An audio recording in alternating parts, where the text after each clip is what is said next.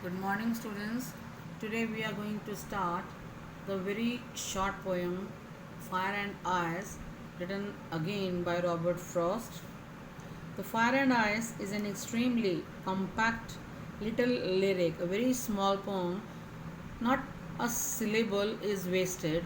The theme of the poem is the age old question.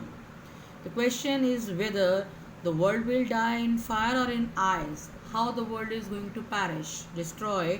The poet decides that any of the two options, either fire or ice, would achieve its purpose sufficiently well. Both the things are able to destroy everything. The poet shares the common belief that everything that exists will have its end too. Everything that is built will destroy. Everyone who has been born is to die. People are divided on this issue. That means they have different opinion. Some think that the natural element of fire will cause destruction of this world. Fire will be the cause. Others believe that ice will be the cause of the end. Putting in terms of human emotions, the elements of fire stands for passion, that is something strong, desires and love, that is responsible. Unbridled passions and desires can cause the end of the world. When we become desirous, when we have passions for the things, or when we become selfish, the world will definitely perish. The poet has experienced both these emotions. It doesn't matter how the world will end, either by fire or by ice. Even hate born out of cold and icy reason is sufficient to cause destruction and the end of the world. That means I'm just giving you a summary. Listen carefully. It is certain that this world will come to an end. The poet shares the belief of the people that everything that exists now will end sooner and later. The poet deals with a very sublime subject, the end of the earth. The poet talks about the two different beliefs regarding the end of this material world. Some say this world will end in fire. The world will be reduced to a fireball in the end.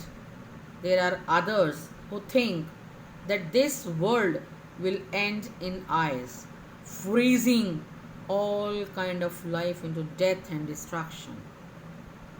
The poet sides with those who believes that this world will end in fire. The poet links these two very powerful elements of nature to human emotions and human behavior. Fire is a symbol of human passion.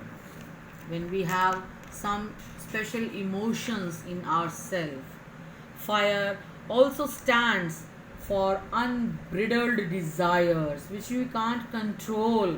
Those desires, uncontrolled passions of love and desire, will be the cause of destruction of the world. Uncontrolled fire and untamed passionate desires, which we are not able to control, is beyond our control, will suddenly bring an end to the world.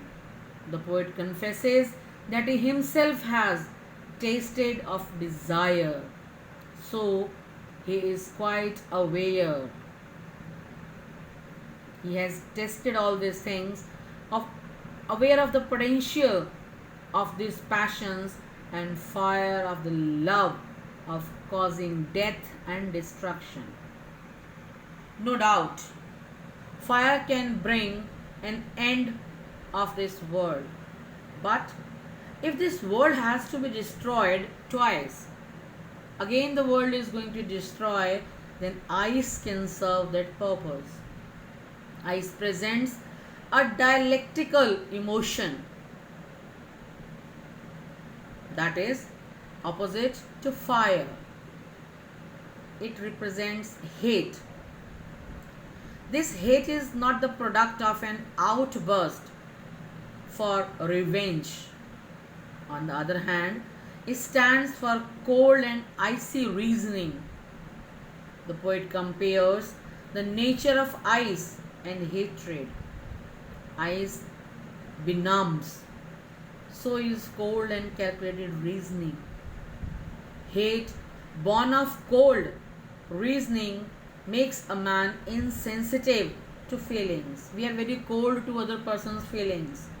Cold thoughts and reasoning make us insensitive and cruel. So, the poet thinks that ice or hate can be a great and strong cause for the destruction of this world. Ice or hatred will suffice to bring an end to the world.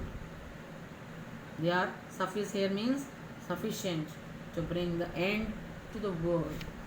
Just I go to the poem line to line now. I think everything is clear, but still I'll read the lines for you in the poetic form. I'll recite it.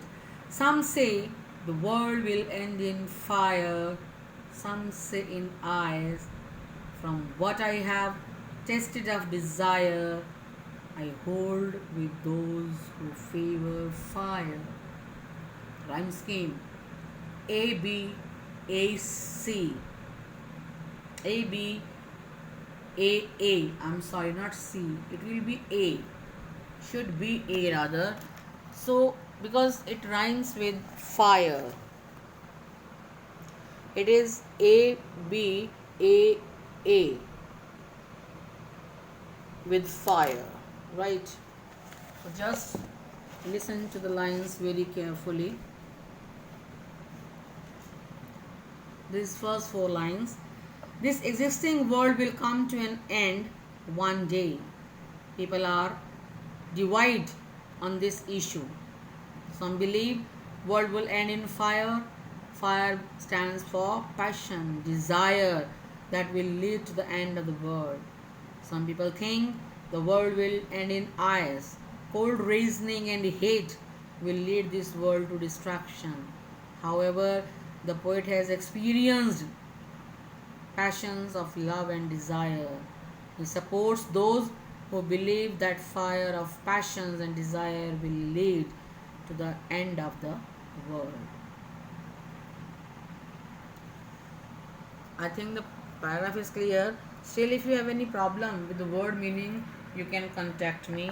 The second paragraph, but if it had to perish twice, I think I know enough of hate so to say that for destruction ice is also great and would suffice. The rhyme scheme would be A B A B A.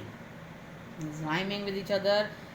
Fire can bring the destruction of the existing world, but if this existing world has to be destroyed twice, then ice is strong enough to do this job. The poet has seen and experienced enough of hatred in this world. People used to hate each other. Cold reasoning devoid of human feelings only produce hate, and this cold reasoning is like ice. So if ice is there, this is going to destroy. Ice itself is sufficient enough to cause the destruction of this world. I'll send you the RTC, recapitulation, and obviously the textual questions. So that's all. Thank you. Have a nice day.